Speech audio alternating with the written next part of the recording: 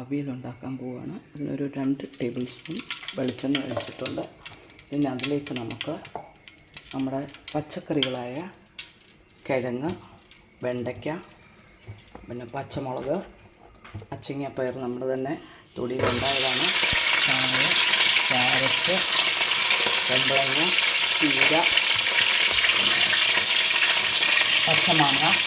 ഇപ്പോൾ ഈ സീസണിൽ മാങ്ങ കിട്ടുന്ന സമയമുണ്ട്, മാങ്ങയും കൂടെ ചേർക്കുക, തക്കാളി, ഇതെല്ലാം കൂടെ നമുക്ക്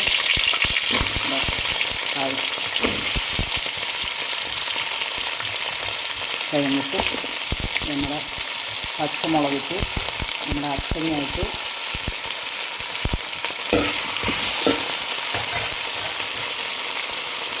നമ്മുടെ ക്യാരറ്റ് ഇടാം, കായിടാം, ടൊമാറ്റോ ഇടാം, നമ്മുടെ പച്ചമാങ്ങ ഇടാം. എല്ലാം കൂടെ കാണാൻ നല്ല ഭംഗിയാണ്. പിന്നെ അത് കഴിഞ്ഞ് നമ്മുടെ നാടൻ കുമ്പളങ്ങ അതിടാം. അതിൻ്റെ മീതെ നമുക്ക് ചീര ഇടാം. അങ്ങനെ നമ്മുടെ അവിയൽ നമുക്ക് ഉപ്പും മഞ്ഞളും ഇട്ട് അടച്ചു വെക്കാം. അതിൻ്റെ കൂടെ നമുക്ക് ഇനി അല്പം കരിയാപ്പിലയും കൂടെ ഇടാം. ഇറക്കാൻ നേരത്തെ നമുക്ക് ഇടാം. അതുകൂടാതെ ഇപ്പോൾ ഇട്ടിരിക്കുകയാണ്.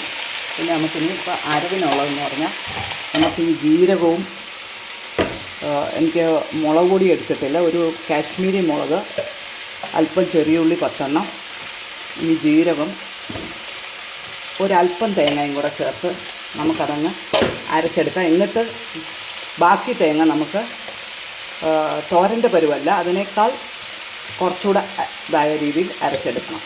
ഇപ്പം നമുക്കിത് ഉപ്പും മഞ്ഞളും ഇട്ട് അടച്ചു വെക്കാം.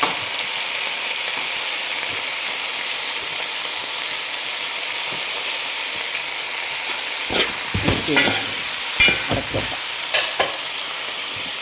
അടച്ചു വെച്ച് നമ്മുടെ തേങ്ങ നമുക്ക് അരച്ചെടുക്കാം.